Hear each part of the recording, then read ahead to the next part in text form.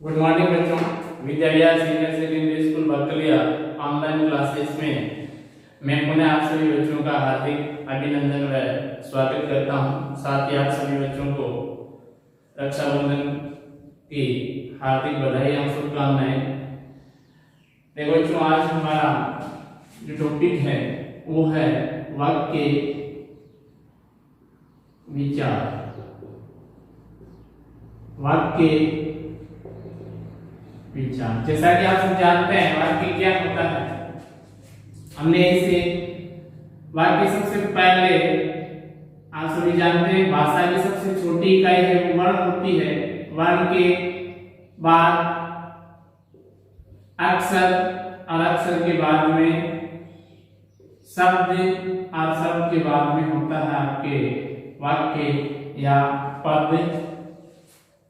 अब देखिए शब्दों के जो वर्ण है, दो वर्णों से मिलकर के क्या बनता है अक्षर, और दो या दो से अधिक अक्षरों के व्यवस्थित और सार्थक समूह को शब्द कहा जाता है। और दो या दो से अधिक के शब्दों के व्यवस्थित सार्थक समूह को वाक्य या पद के नाम से जाना जाता है। तो देखिए अपने वाक्य है इनका हम आज व्यवस्थित रूप से अध्ययन करते हैं। सबसे पहले इसकी परिभाषा शब्दों के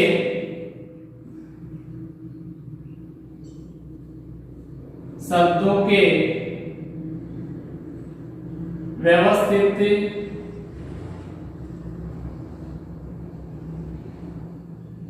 सार्थक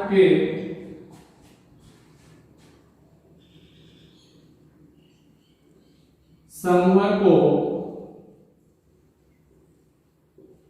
पद या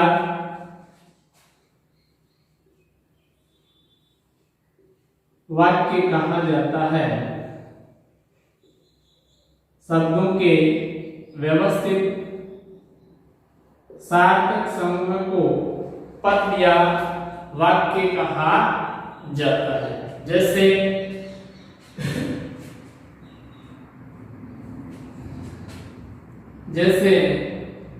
महेश चित्र बना रहा है। इस वाक्य में शब्दों का व्यवस्थित और सार्थक समूह है, इसी कारण से इसे क्या कहा जाएगा वाक्य कहा जाएगा। अगला है अपने वाक्यों का वाक्य का वर्गीकरण। यानी अपनी हिंदी भाषा में वाक्य कितने प्रकार के माने जाते हैं, कितने प्रकार के होते हैं। सबसे वाक्य मुख्यतः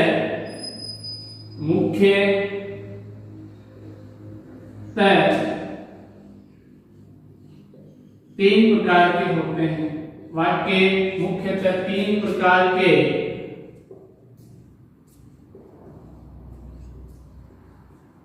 होते हैं या तीन प्रकार के माने जाते हैं। नंबर एक है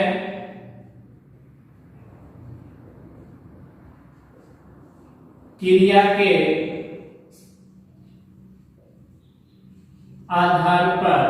पहला जो वाक्य है वो है क्रिया के आधार पर। दूसरा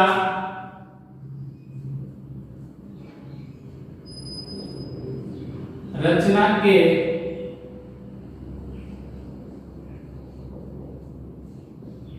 आधार पर और तीसरा है अर्थ के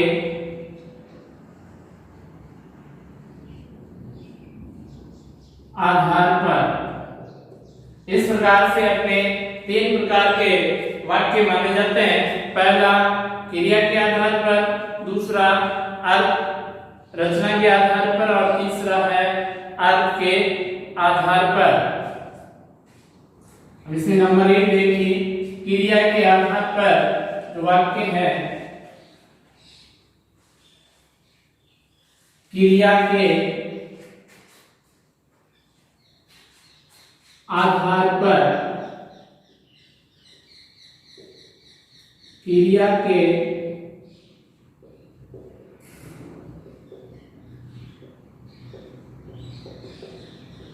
आधार पर, इस आधार पर, इस आधार पर वाक्य को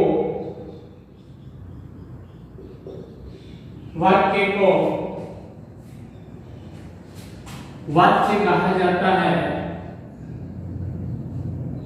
वाच्य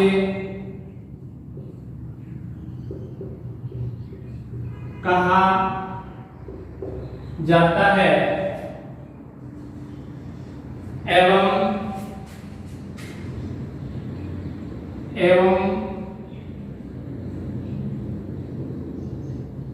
वाच्य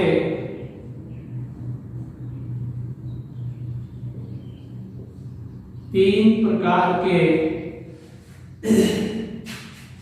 माने जाते हैं। वाच्य तीन प्रकार के माने जाते हैं। क्रिया के आधार पर वाक्य को ही वाच्य कहा जाता है और वाच्य तीन प्रकार के माने जाते हैं। नंबर 1 कृतवाच्य, दूसरा है कर्मवाच्य और तीसरा है भाववाच्य। कर्मवाच्य, कर्मवाच्य और भाववाच्य तीन प्रकार के अपने वाक्य होते हैं और वाक्य को ही इसमें वाच्य के नाम से जाना जाता है। और वाच्य अपने तीन प्रकार के माने जाते हैं। नंबर 1 कृतवाच्य, दूसरा कर्मवाच्य और तीसरा भाववाच्य। अब देखिए तीनों को पहले थोड़ा थोड़ा समझ लेते हैं। कृतवाच्य क्या होता है? ऐसा कोई भी वाक्य, ऐसा कोई भी वाक्य, ध्यान देना, ऐसा कोई वाक्य जिसमें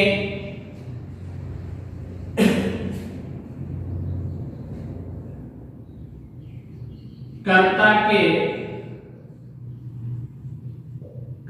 के लिंग और वचन के अनुसार क्रिया का प्रयोग किया जाता है। ऐसा कोई भी वाक्य जिस वाक्य में कर्ता के लिंग और वचन के अनुसार क्रिया का प्रयोग किया जाता है, अर्थात हम कर्ता के लिंग और वचन को बदल देने के उपरांत क्रिया भी बदल जाती है, तो उसमें कौन सा वाच्य माना जाता है? कर्तवाच्य। दूसरा है आपके कर्मवाच्य। कर्मवाच्य में वाक्य के कर्म के अनुसार, वाक्य के कर्म के लिंग और वचन के अनुसार क्रिया का प्रयोग किया जाता है। यानी कर्मवाच्य में किसी वाक्य के कर्म को के लिंग और वचन को बदल देने पर क्रिया भी बदल जाती है, उसमें कौन सा वाच्य माना जाता है? कर्मवाच्य। और तीसरा है भाववाच्य। भाववाच्य में क्या होता है कि वाक्य में न तो कर्ता के लिंग और वचन के अनुसार क्रिया बदलती है और न ही कर्म के लिंग और वचन के अनुसार क्रिया बदलती है, बल्कि जो क्रिया है सदैव एक वचन में आती है। क्रिया सदैव एक वचन में आती है और उस वाक्य में हमेशा अकर्मक क्रिया का प्रयोग किया जाता है। भाववाच्य में ये ध्यान रखना कि वाक्य हमेशा एक वचन में प्रयुक्त होते हैं और जो क्रिया है हमेशा कौन सी होती है? अकर्मक क्रिया का उसमें प्रयोग किया जाता है। क्रिया का प्रयोग होता है वाक्य में हमेशा, और जो वाक्य है हमेशा एकवचन में प्रयुक्त होता है। देखिए सबसे पहले है कर्मवाच्य, इसकी परिभाषा लिखिए। जब किसी वाक्य में या यदि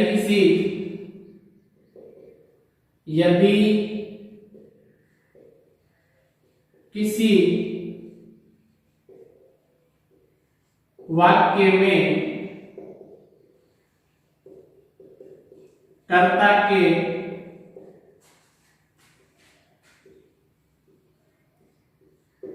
लिंग आब्लिक वचन के अनुसार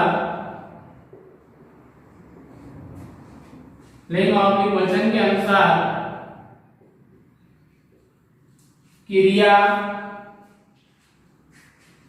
का प्रयोग किया जाता है, क्रिया का प्रयोग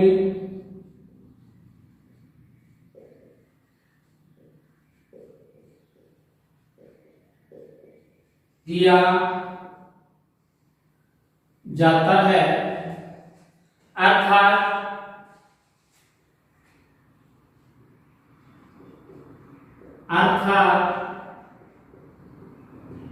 यदि कर्ता के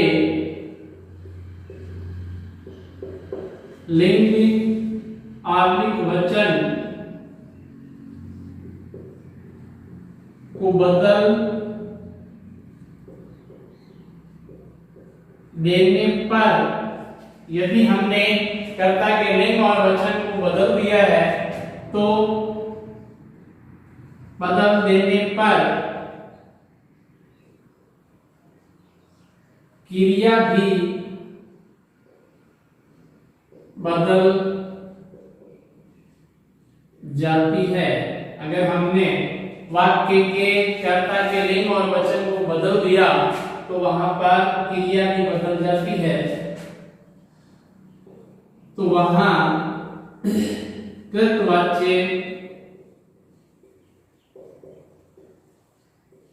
माना जाता है। उस वाक्य में कौन सा वाक्य माना जाता है? कृतवाच्य। यानी जो क्रिया है उसका प्रयोग भी किसके अनुसार किया जाता है? कर्ता के लिंग और वचन के अनुसार किया जाता है, तो उसमें कृतवाच्य माना जाता है। जैसे राम पुस्तक पढ़ता है। अब आप सभी जानते हैं राम पुल्लिंग है, पुस्तक इसका कर्म है और पढ़ना क्रिया है। अब देखिए हमने इससे वाक्य के लिंग को चेंज कर दिया, राम की जगह क्या लिख दिया? सीता पुस्तक पढ़ता है, तो वाक्य गलत हो जाएगा। अब पढ़ता की जगह क्या करना पड़ेगा? सीता पुस्तक पढ़ती है। क्रिया चेंज हो गई, कर्ता के लिंग को चेंज करते ही क्रिया भी क्या हो गई? बदल गई। अब एक वचन है, इसको बहुवचन में बदल बनाते हैं। बच्चे पुस्तक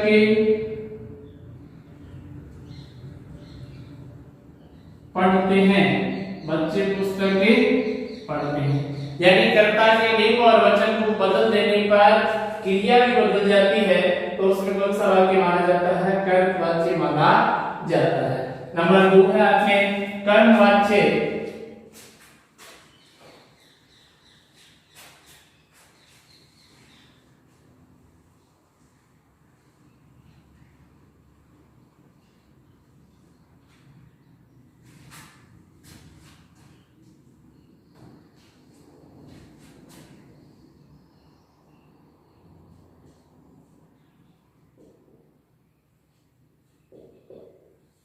कर्मवाच्य में क्या होता है? यदि किसी वाक्य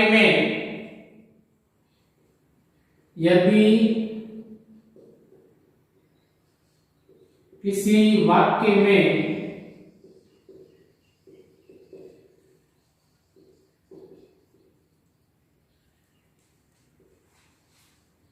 कर्म के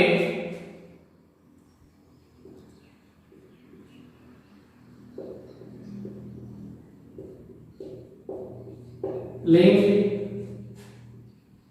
आत्मिक वचन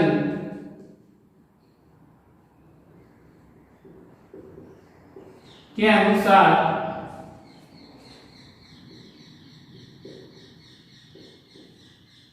क्रिया का प्रयोग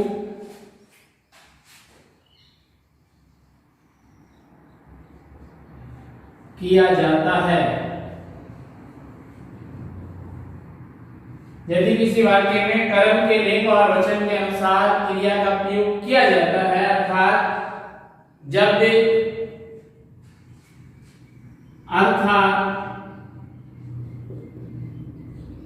यदि कर्म के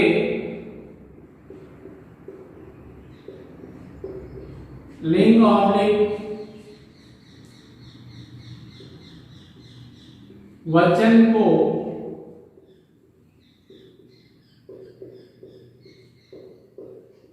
बदल देने पर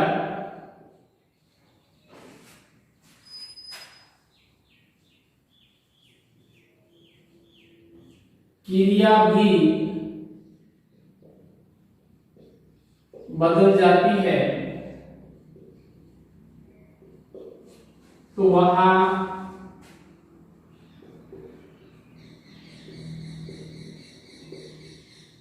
कर्मवाच्य माना जाता है। उस वाक्य में कर्मवाच्य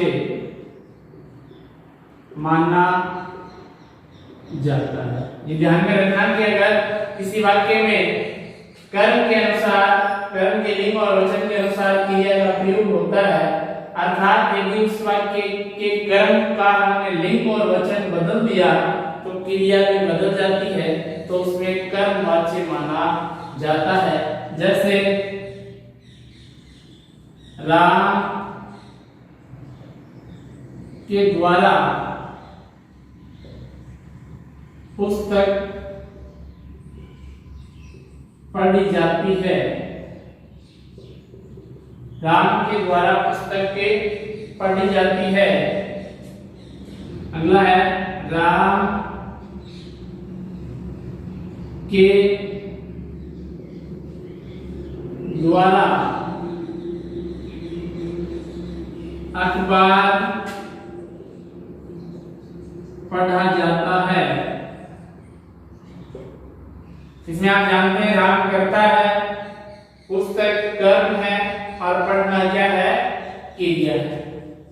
इसमें राम करता, अखबार कर्म और पढ़ना क्या है, क्रिया। राम के द्वारा, राम के द्वारा, अब ये एक वचन का वाक्य है, आप जानते हैं। अब इसका हम बहुवचन बनाते हैं। राम के द्वारा अनेक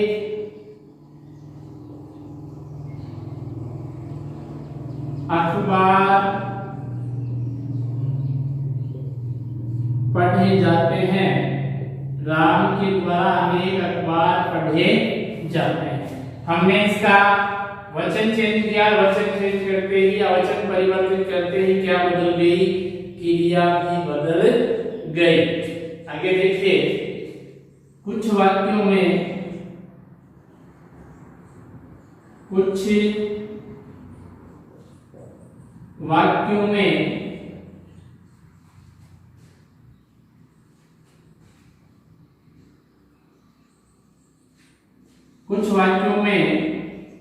कर्ता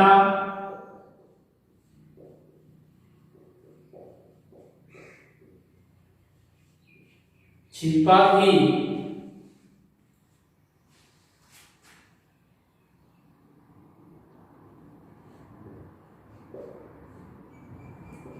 कुछ वाक्यों में कर्ता छिपा हुआ होता है।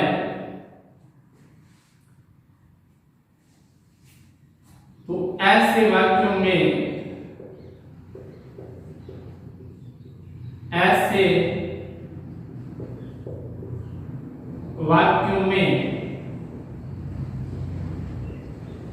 कर्म के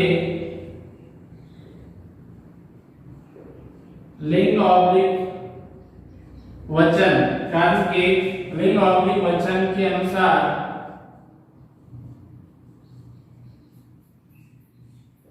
क्रिया का प्रयोग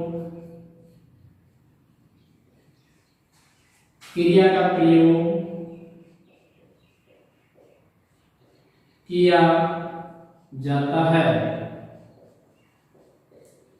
कई वाक्य ऐसे होते हैं जिनमें कर्ता छिपा हुआ रहता है, तो उनमें केवल कर्म के लिंग और वचन के अनुसार क्रिया का प्रयोग किया जाता है। अतः ऐसे वाक्यों में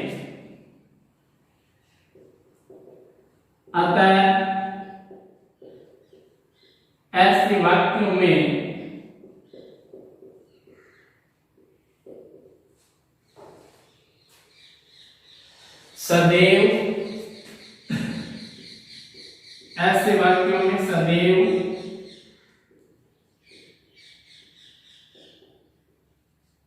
कर्मवाच्य भी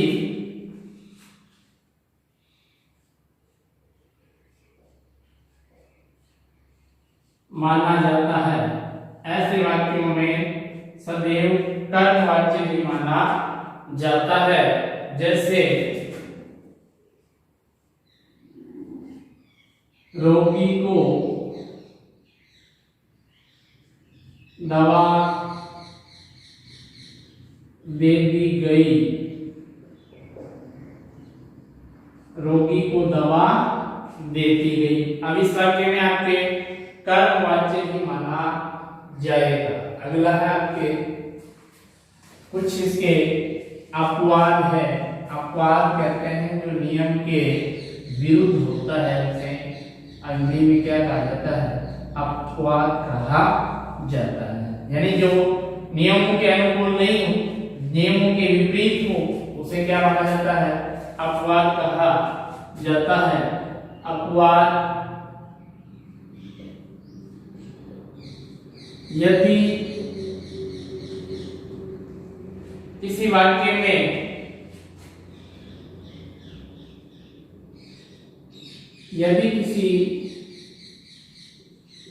वाक्य में कर्ता के साथ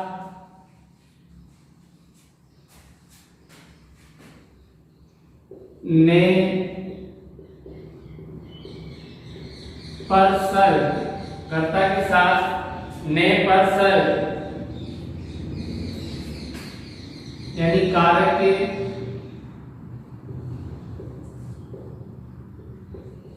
चिन्ह का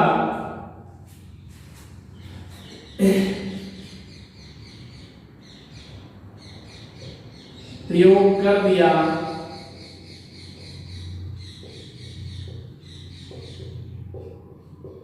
जाता है, तो वहां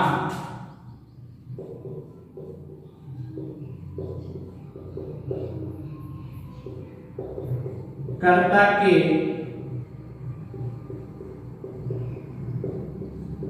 लिंग ऑब्लिक वचन के अनुसार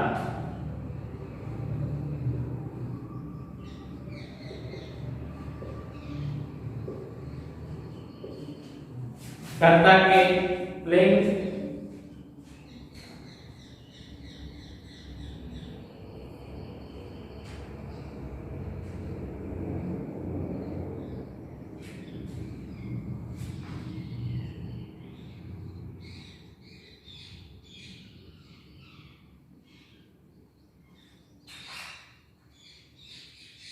वचन के अनुसार क्रिया का प्रयोग किया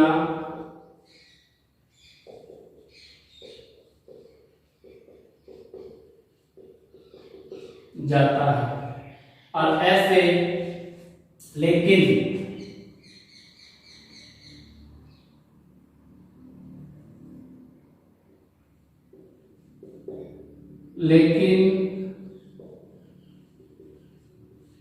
ऐसे वाक्यों में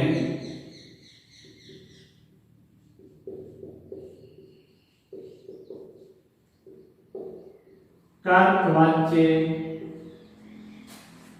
ही माना जाता है। लेकिन ऐसे वाक्यों में कर्तवाच्य ही माना जाता है। जैसे राम ने पुस्तक पढ़ी, राम ने पुस्तक पढ़ी।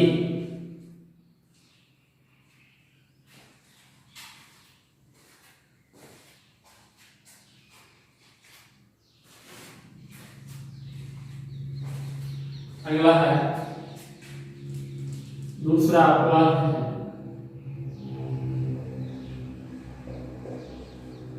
यदि किसी वाक्य में कर्ता एवं कर्म, यदि किसी वाक्य में कर्ता एवं कर्म दोनों के साथ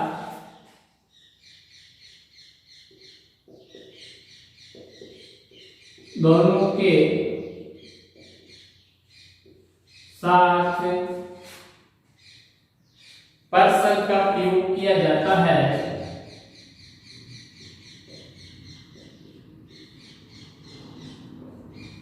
पर्सन का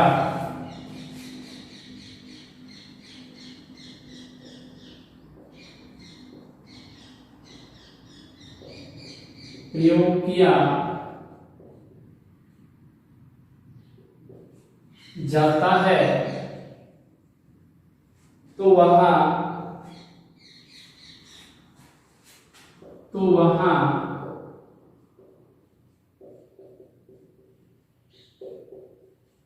क्रिया कभी नहीं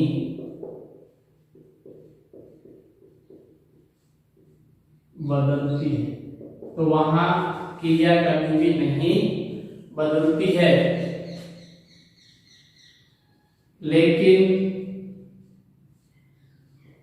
ऐसे वाक्यों में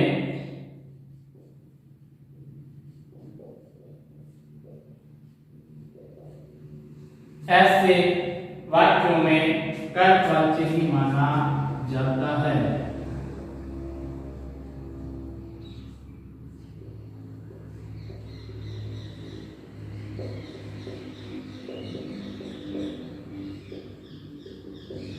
ऐसे वाक्यों में कर्तवाच्य ही माना जाता है। जैसे राम ने श्याम को मारा, राम ने श्याम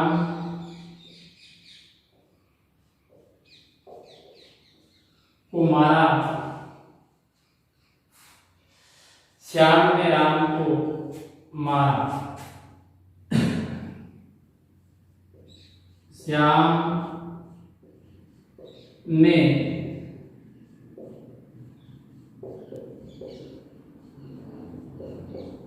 राम को मारा।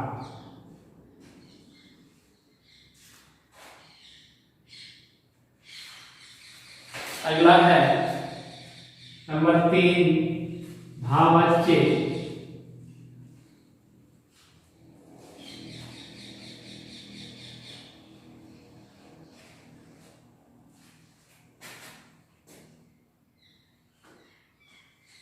तीसरा है भाव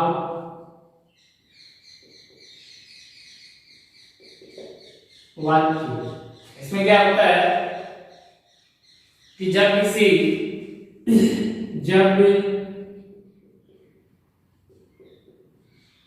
किसी वाक्य में क्रिया न तो कर्ता के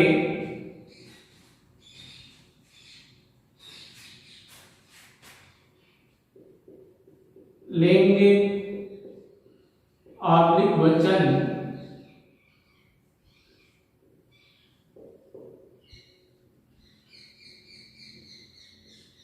के अनुसार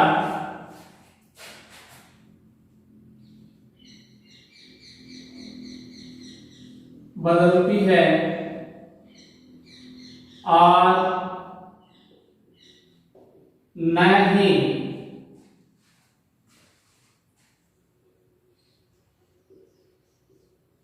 कर्म के लिंग ऑब्लिक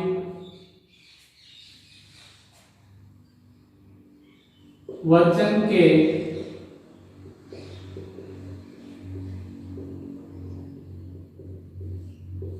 अनुसार बदलती है, अपितु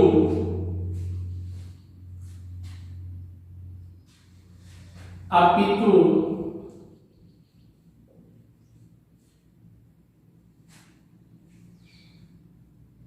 सदैव अन्य पुरुष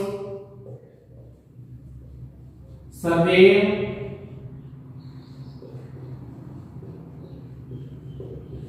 अन्य पुरुष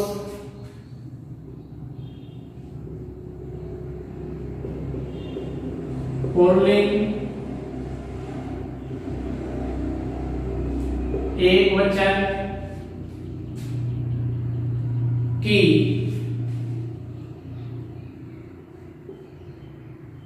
अकर्मक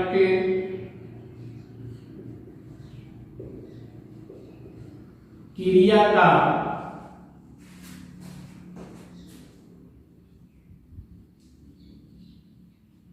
प्रयोग किया जाता है।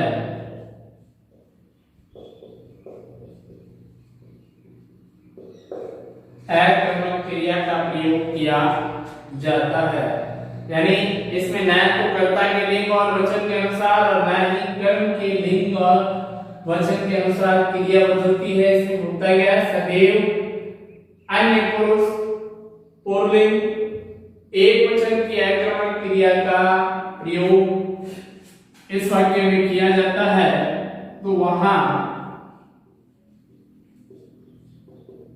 भाव वाच्य माना जाता है।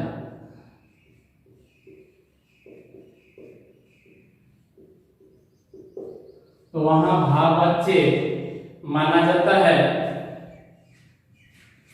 भाववाच्य में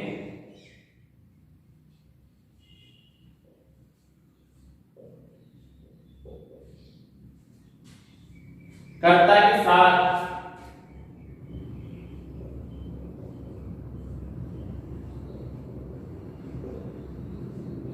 प्राय कर्ता के साथ प्राय से शब्द लिखा जाता है। कर्ता के साथ से शब्द लिखा जाता है एवं वाक्य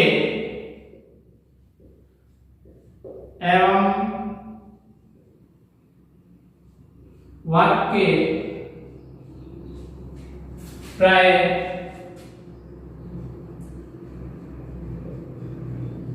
नकारात्मक होता है। भाववाच्य में कर्ता के साथ प्राय से शब्द लिखा रहता है और वाक्य प्राय कौन सी क्रिया में होता है? नकारात्मक होता है। जैसे राम से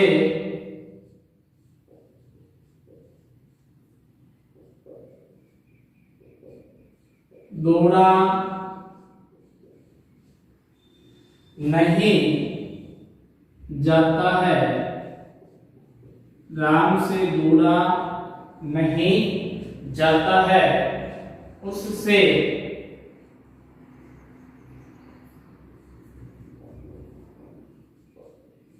रोया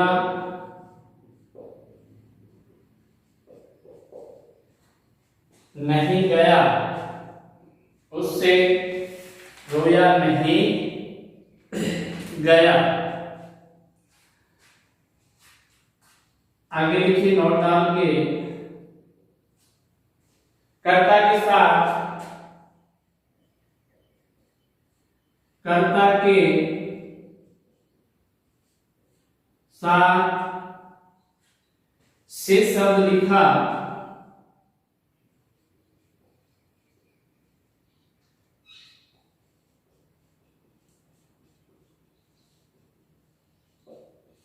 कर्ता के साथ अगर से शब्द लिखा होने पर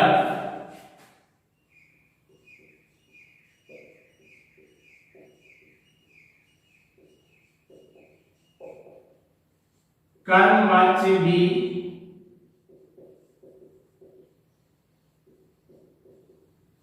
हो सकता है। अगर कर्ता के साथ से शब्द लिखा हुआ है तो उसमें कर्मवाच्य भी हो सकता है।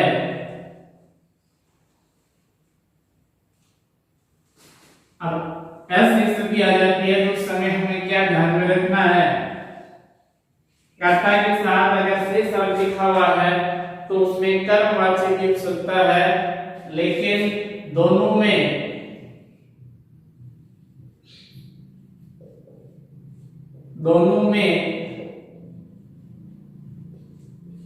अंतर ये होता है,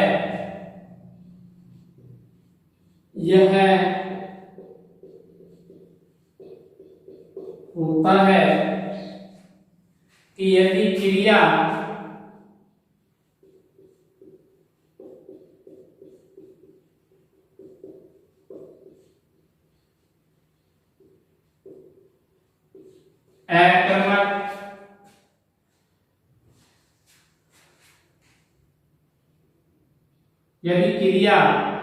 अकर्मक के प्रयुक्त हो रही है तो वहां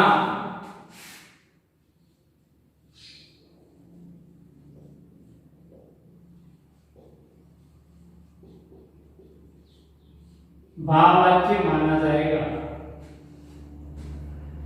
भाववाच्य माना जाता है एवं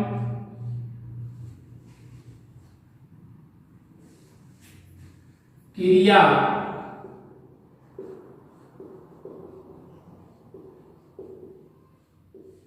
सहकर्मक के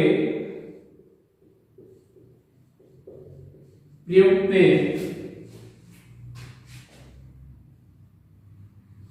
हो रही है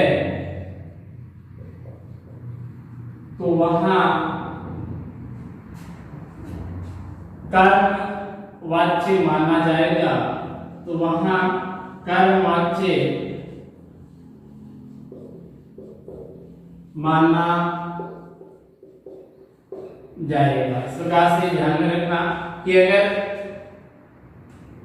अकर्मक है और से शब्द लिखा हुआ है तो उसमें भाववाच्य और से शब्द भी लिखा हुआ कर्ता के साथ, लेकिन वहां पर क्रिया सहकर्मक प्रयुक्त हो रही है तो उसमें कौन सा वाच्य माना जाएगा? कर्मवाच्य माना जाएगा। धन्यवाद बच्चों।